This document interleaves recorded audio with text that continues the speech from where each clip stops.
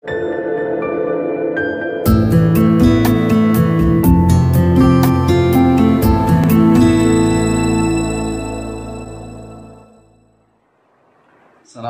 warahmatullahi wabarakatuh. Alhamdulillahilladzi arsala rasulahu bil huda wa dinil haqq liyudhhirahu 'alad dini kulli wa kafa billahi shahida. Asyhadu an la ilaha illallah wahdahu la syarika lah wa asyhadu anna Muhammadan abduhu wa rasuluh. Allahumma shalli ala sayyidina Muhammad wa ala ali sayyidina Muhammad wa ala ashabihi wa ala dzurriyyatihi wa man tabi'ahum bi ihsanin ila yaumil qiyamah. Pemirsa, saudara-saudara semuanya, teman-teman semuanya, sahabat semuanya, teman-teman dimanapun Anda berada, mudah-mudahan Anda selalu dalam lindungan Allah Subhanahu wa Ta'ala. Segala aktivitas yang diberikan kemudahan oleh Allah, segala hajat yang dikabulkan oleh Allah, mudah-mudahan apa yang kita lakukan selalu dalam ridha Allah Subhanahu wa Ta'ala. Amin ya rabbal alamin. Pada kesempatan ini saya akan menjawab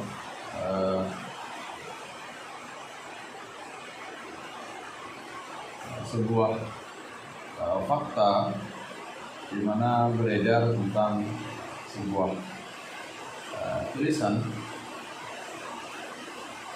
yang seolah-olah menyatakan bahwasanya Presiden Soekarno, Presiden utama Republik Indonesia ini mendukung Wahabi. Benarkah demikian? Benarkah bahwasanya Presiden Soekarno ini adalah mendukung dakwah Wahabi? Ataukah beliau ini termasuk simpatisan dari Wahabi? Ya, ini tulisan beliau dalam sebuah karya beliau, yaitu Di Bawah Bendera Revolusi, yang tulisan beliau ini seolah-olah menyatakan beliau ini sangat mendukung dakwah kelompok Wahabisme. Dengan tulisan inilah kemudian kelompok Salafi Wahabi menjadi senjata andalan, menjadi senjata ampuh untuk menaklukkan kelompok-kelompok yang sangat menentang dari sekte Wahabi. Ya. Ini menjadi jurus andalan untuk mematahkan kelompok-kelompok yang tidak sepakat dengan metode dakwah Wahabi. Ya. Jadi tulisan Soekarno ini di mana-mana beredar di banyak media milik Wahabi, agar orang ini percaya atau orang ini sepakat atau tertarik dengan dakwah Wahabi. Ya, banyak sekali pertanyaan ke saya untuk menjawab bagaimana kenyataan yang semacam ini. Ya. Apakah benar ini tulisan dari Soekarno, ataukah ini adalah manipulasi dari kelompok Salafi Wahabi, atau kata-kata yang palsu sebagai bentuk tipuan, ataukah memang ini fakta tulisannya ya? Nah, ini tulisannya saya bacakan. Cobalah pembaca renungkan sebentar padang pasir dan Wahabisme itu. Kita mengetahui jasa Wahabisme yang besar. Ia punya kemurnian, ia punya keaslian. Murni dan asli sebagai udara padang pasir, kembali pada asal, kembali kepada Allah dan Nabi, kembali kepada Islam di zamannya Muhammad, kembali kepada kemurnian tatkala Islam belum dihinggapi kekotorannya. 1001 tahayul dan 1001 bid'ah. Lemparkanlah jauh-jauh tahayul dan bid'ah itu.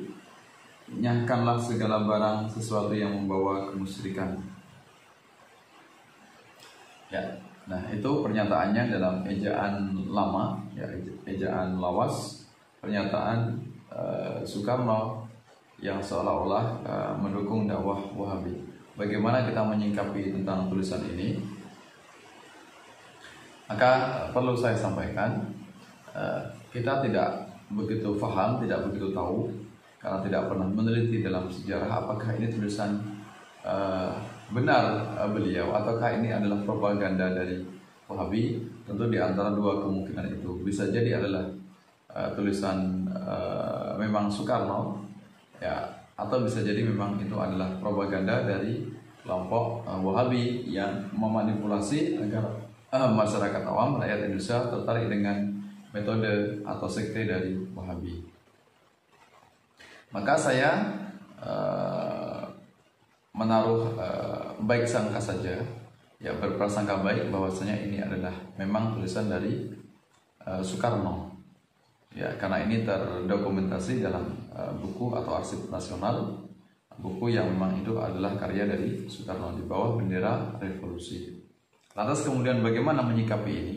Apakah benar seandainya memang ini adalah tulisan Soekarno, Soekarno ini membela dakwah dari kelompok Salafi? Maka tentu saya jawab bahwasanya Soekarno tidak pernah membela dakwah Salafi Wahabi, karena Soekarno memang bukan Wahabi. Ya. Soekarno tidak pernah tertarik dengan gagasan-gagasan atau beliau tidak pernah ikut dalam kelompok Salafi Wahabi. Dalam sejarahnya beliau tidak termasuk pengikut dari sekte Salafi Wahabi.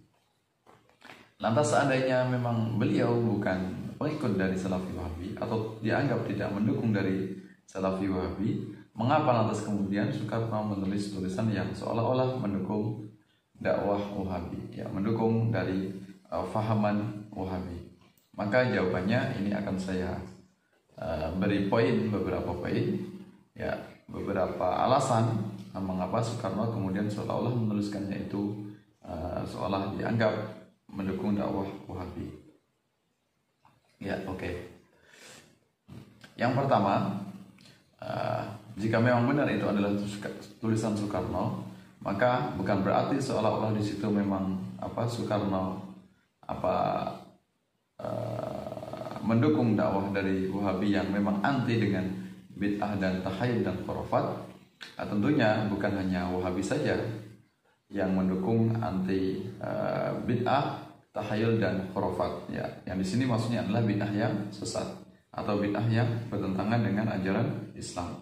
Ya, termasuk khurafat atau takhayul, termasuk aliran atau organisasi-organisasi lain selain Wahabi itu juga sama semuanya anti bid'ah dolalah, anti takhayul dan anti khurafat. Ya. Jadi bukan kita anggap hanya Wahabi saja. Agama semuanya, agama Islam, aliran manapun itu tentunya adalah memberantas kesyirikan, memberantas segala kejahilan atau hal-hal yang bersifat khurafat atau takhayul. Hanya bedanya organisasi yang lainnya selain atau kelompok selain Salafi Wahabi ini dengan cara lemah lembut, dengan cara beradab, dengan cara santun, ya secara bertahap, ya bukan serampangan, kemudian ekstrim, kemudian asal vonis, kemudian dipukul rata semuanya umat Islam di luar kelompoknya ini sebagai kelompok pengikut takhayul, bid'ah atau khurafat. Inilah sesatnya dari kelompok Salafi Wahabi. Ya, karena semua Islam ini pasti menginginkan pemeluknya ini berada di jalan yang lurus, murni, sesuai dengan ajaran Islam. Ya, tentunya bagi kelompok Ahlus Sunnah wal Jamaah seperti NU misalnya, tentunya juga ingin membersihkan segala kemusyrikan, tapi dengan pemahaman yang benar, mana yang memang itu musyrik, mana itu yang sebenarnya bukan musyrik tapi dituduh sebagai hal yang musyrik. Ya, jadi tidak sembarangan, membutuhkan ilmu yang luas untuk mengatakan syirik atau tidak syirik, kafir atau tidak kafir. Bukan asal serampangan, bukan hanya menggunakan satu hadis saja kemudian semuanya divonis syirik, bid'ah atau kafir, sesat. Ya. Nah, ini jika Soekarno memberikan pernyataan itu, maka Salafi Wahabi jangan terlalu kepedean, jangan terlalu berbangga diri. Walaupun di situ Soekarno menyebutkan Wahabi, tapi bukan berarti Soekarno mendukung segala totalitas yang dilakukan oleh Wahabi. Ada sisi lain yang mungkin Soekarno anggap baik, ada misi yang positif, yaitu memberantas kemusyrikan. Berarti sama dengan organisasi yang lain. Di samping juga kesesatannya Salafi Wahabi juga ada, walaupun di situ Soekarno tidak menyebutkannya atau tidak mengatakannya, kalau yang beliau bukanlah pengikut Salafi, bukan pengikut dari Wahabi. Jadi antara manfaat dengan mudaratnya, positif dengan negatifnya, tentu kita tahu semuanya paham. Keberadaan Salafi Wahabi banyak mudaratnya, banyak menimbulkan perpecahan dibandingkan dengan kemanfaatannya. Walaupun manfaatnya juga ada, mengusir segala kemusyrikan, walaupun itu asal tuduh saja. Bahkan saking semangatnya yang tidak melakukan kemusyrikan pun dituduh juga sebagai pelaku musyrik atau pelaku syirik. Nah, itu yang pertama. Jadi Soekarno tidak totalitas membela Wahabi, karena memang Soekarno dalam sejarah hidupnya bukan pengikut manhaj salaf, atau mengatakan sebagai mereka pengikut salaf, atau berpaham sebagai kelompok salafi Wahabi. Ya, itu. Yang kedua, mengapa seolah-olah Soekarno membela Wahabi dalam tulisannya? Ya, ini menandakan bisa jadi Soekarno memang bukanlah orang yang ahli dalam ajaran Islam. Beliau adalah orang yang nasionalis, seorang negarawan. Tentu bukan ulama, bukan ahli fikih, bukan ahli teologi, bukan ahli akidah. Jadi beliau hanya menganggap seluruh umat Islam ini akidahnya sama-sama muslim. Walaupun beliau tidak meneliti lebih dalam lagi, bahwasanya di dalam Islam ini berbagai macam aliran sekte-sekte yang berkembang, baik itu Aswaja, Ahlussunnah wal Jamaah, kemudian ada Syiah, kemudian ada Wahabi, kemudian ada Murji'ah, ada Qadariyah, Jabariyah, Mu'tazilah, dan sebagainya, atau Ahmadiyah misalnya. Nah, beliau tidak memahami berbagai macam firqah Islam itu.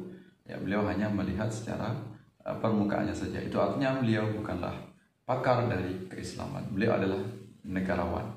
Walaupun dalam beberapa kesempatan beliau merujuk mengambil pendapat dari ulama-ulama, baik itu ulama Muhammadiyah atau ulama NU. Ya, itu menjadikan referensi kedua ulama itu menjadi bagian dari tatanan fondasi kebangsaan. Ya, itu. Jadi yang kedua alasannya, jika kemudian Soekarno membuat pernyataan itu karena sebab Soekarno bukanlah ahli di bidang agama Islam. Ya, beliau lebih cenderung kepada tokoh nasionalis atau tokoh negarawan, bukan tokoh agamis. Ya, itu yang kedua.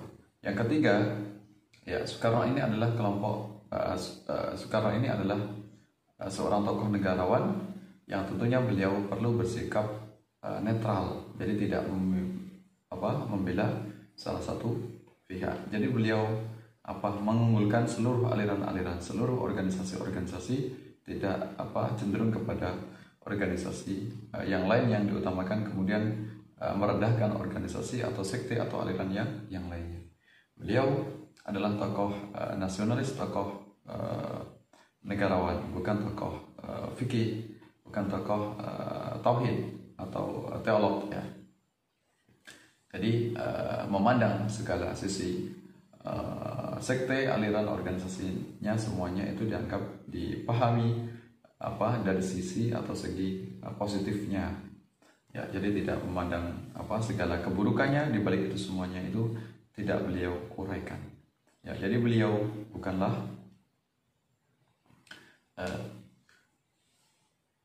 tokoh agama. Jadi beliau adalah seorang negarawan yang perlu mengangkat semua bersifat netral, menengahi semua berbagai macam aliran keagamaan, ya, selagi memang itu tidak membahayakan atau mengancam dari kedudukan dari Soekarno, maka semuanya aman-aman saja. Ya, itu. Nah, jadi beliau bukanlah ahli agama dan beliau adalah seorang tokoh yang nasionalis, ya. Nah, itu alasan kenapa kemudian Soekarno seolah-olah dianggap mendukung dakwah Wahabi. Ya, alasan berikutnya, ya, Soekarno bukan hanya mendukung dakwah Wahabi. Ya, beliau terkenal seolah-olah ini mendukung dakwah Wahabi karena memang bisa jadi beliau anggap ini dulunya Wahabi itu masih minoritas di Indonesia. Ya, masih sedikit, kemudian ria-ria itu belum ada, provokasi, kemudian penyesatan, asal vonis bid'ah, asal vonis sesat, kafir dan sebagainya itu belum begitu terdengar suaranya. Ya, karena mereka masih minoritas di masa dulunya.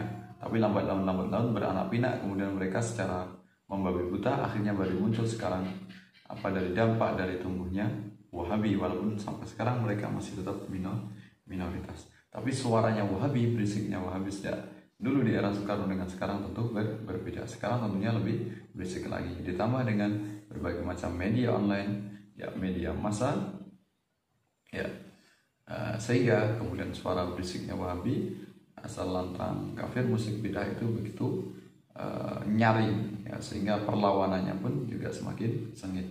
Jadi tetap dalam keadaan apapun, baik itu mayoritas ataupun minoritas, tentunya Wahabi sangatlah berbahaya.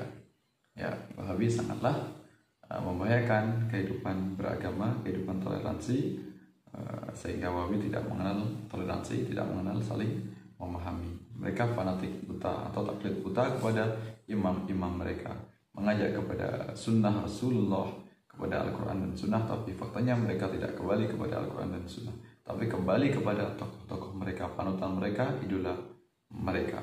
Nah, mereka sangat fanatik sekali kepada Al-Bani misalnya, kepada Muhammad bin Abdul Wahab, Ibnu Taimiyah, Ibnu Qayyim Al-Jauziyah, Utsaimin, Shalih Fauzan, dan tokoh-tokoh yang pentolan dari kelompok Wahabi, ya, itu tokoh utamanya. Nah, kemudian alasannya yang lain, sebenarnya Soekarno ini adalah tokoh yang netral. Itulah betapa luar biasanya beliau mampu menyembunyikan segala cacat dari kelompok yang memang beliau bukan bagiannya. Tentunya kalau beliau ingin membuka semuanya, tentu beliau akan menjelaskannya banyak cacat tentang adanya sekte Wahabi atau Wahabisme. Ya, beliau tidak menceritakan itu semuanya, ya, demi untuk menjaga stabilitas negara. Ya, karena memang Wahabi di masa Soekarno tentu tidak begitu membahayakan, masih sangat minoritas. Ya, fatwa-fatwanya belum begitu muncul. Beliau begitu saat beliau memimpin, sikap-sikap atau perlakuan dari kelompok Salafi Wahabi belum membabi buta. Mereka sangat minoritas, ya, sehingga terasa tentram, adem ayem. Jarang sekali konflik antara agama, konflik antar sekte atau aliran. Tidak seperti zaman sekarang, di mana media online terjadi peperangan yang luar biasa. Nah, di mana Salafi Wahabi membabi buta menyerang amalan Aswaja, kemudian kelompok Aswaja mempertahankannya, menjawab dengan argumen yang luar biasa, argumen yang logis dan sesuai dengan Al-Quran dan Sunnah. Ya, itu. Nah, itu betapa hebatnya Soekarno. Beliau ini kalau kita lihat latar belakang kehidupannya, beliau adalah kader Muhammadiyah, tapi juga beliau sangat dekat kepada Nahdlatul Ulama. Bahkan ketika hendak merumuskan Pancasila juga beliau banyak meminta pertimbangan kepada ulama NU, ya, kepada Mbah Hasyim Asy'ari. Ya, beliau kader Muhammadiyah, dekat dengan NU. Ya, tentunya tidak bisa kita nafikan juga, mungkin saja atau bisa jadi beliau juga dekat dengan tokoh-tokoh yang memiliki irisan atau persinggungan dengan kelompok Salafi Wahabi atau organisasi-organisasi, sekte-sekte yang ada pengaruhnya atau dipengaruhi oleh Salafi Wahabi, ya, seperti Persis misalnya, Al-Irsyad, dan tentunya kelompok Salafi. Ya, bahkan beliau, betapa hebatnya beliau ini, beliau sikapnya yang sangat luar biasa kepada organisasi manapun. Bahkan beliau, kita tahu Soekarno ini juga dikenal kelompok-kelompok yang anti dengan Soekarno sebagai kelompok pembela komunisme. Ya, nah ini bahkan organisasi partai politik yang mendukung pemikiran dari Soekarno misalnya seperti PDIP, itu masih banyak kelompok-kelompok yang menganggap atau yang anti dengan PDIP ini sebagai pengejawantahan atau penerus dari paham dari komunisme, ya, itu. Dan itu betapa luar biasanya Soekarno.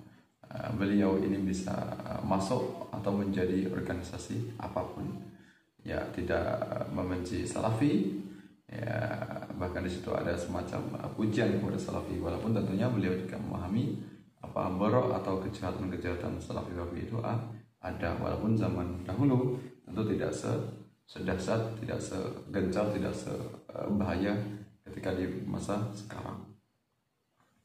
Ya, beliau kader Muhammadiyah yang sangat taat. Tentunya kader Muhammadiyah bukanlah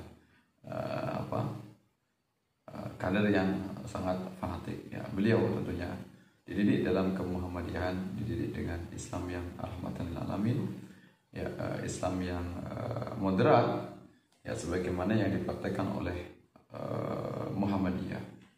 Ya, jadi beliau mampu menjadi apapun, menjadi nasionalis sebagai tokoh presiden, menjadi agamis seperti Muhammadiyah, dekat dengan tokoh-tokoh agamis seperti Nahdlatul Ulama, bahkan dekat dengan kelompok-kelompok nasionalis yang dianggap itu melanjutkan dari pemahaman sosialis komunisme. Ya, bahkan sampai sekarang kelompok yang sangat anti, benci dengan PDIP, misalnya, tentu PDIP itu mereka kesankan, mereka anggap sebagai pemahaman yang melanjutkan dari paham komunisme.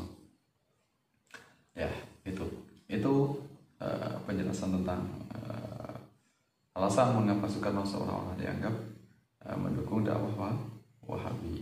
Ya, padahal beliau bukanlah terlahir dari Salafi. Beliau tidak ada garis keturunan atau pemikiran beliau yang terpengaruh dengan Salafi. Tentunya kita tahu Salafi Wahabi ini sangat memiliki dampak yang besar negatifnya di Indonesia ini. Tapi zaman dahulu belum terdeteksi oleh Soekarno, ya, belum begitu membahayakan, belum begitu memprihatinkan. Ya, beliau dekat dengan agamis NU, bahkan beliau sendiri adalah kader Muhammadiyah, dekat dengan tokoh